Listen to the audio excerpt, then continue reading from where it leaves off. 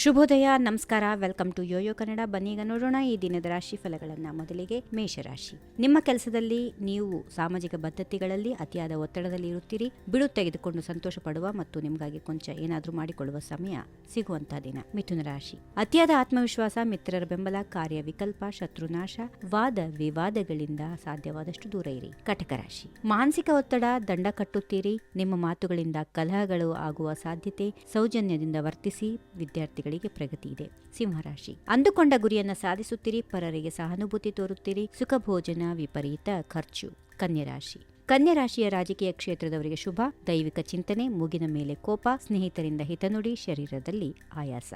ತುಲಾರಾಶಿ. ಅಲ್ಪ ಕಾರ್ಯ, ಋಣ ವಿಮೋಚನೆ, ಸುಳ್ಳು ಮಾತಾಡೋದು, ಕೃಷಿಕರಿಗೆ ಅಲ್ಪ ಲಾಭ, ಸುಖ ಭೋಜನ. ವೃಶ್ಚಿಕ ರಾಶಿ. ಆದಾಯಕ್ಕಿಂತ ಖರ್ಚು ಜಾಸ್ತಿ, ಆರೋಗ್ಯದ ಸಮಸ್ಯೆ, ಉದ್ಯೋಗದಲ್ಲಿ ಕಿರಿಕಿರಿ, ಸ್ಥಿರಾಸ್ತಿ ಮಾರಾಟ, ಕುಟುಂಬ ಸೌಖ್ಯ. ಧನುರಾಶಿ. ವಿವಿಧ ರೀತಿಯ ಧನಲಾಭ, ಸ್ಥಗಿತ ಕಾರ್ಯಗಳಲ್ಲಿ ಮುನ್ನಡೆ, ಪರಸ್ಥಳ ವಾಸ, ಎಷ್ಟೇ ಹಣ ಬಂದರೂ ಉಳಿಯುವುದಿಲ್ಲ.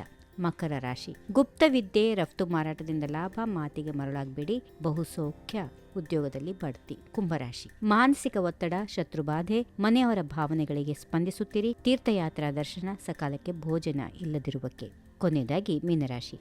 ನೀಚ ಜನರಿಂದ ದೂರ ಇರಿ. ಪಾಪ ಬುದ್ಧಿ, ಸಾಧಾರಣ ಪ್ರಗತಿ. ಮನಕ್ಲೇಶ, ಆರ್ಥಿಕ ಪರಿಸ್ಥಿತಿ ಬಿಕ್ಕಟ್ಟು, ವಿದ್ಯಾಭಿವೃದ್ಧಿ. ಹೀಗಿವೆ ಈ ದಿನದ ರಾಶಿ ಫಲಗಳು. ಸರ್ವರಿಗೆ ಶುಭವಾಗಲಿ. ಶುಭ ದಿನ. ನಮಸ್ಕಾರ. ಈ ವಿಡಿಯೋ ನಿಮಗೆ ಇಷ್ಟವಾದಲ್ಲಿ ಲೈಕ್ ಮಾಡಿ, ಶೇರ್ ಮಾಡಿ, ಸಬ್ಸ್ಕ್ರೈಬ್ ಮಾಡಿ.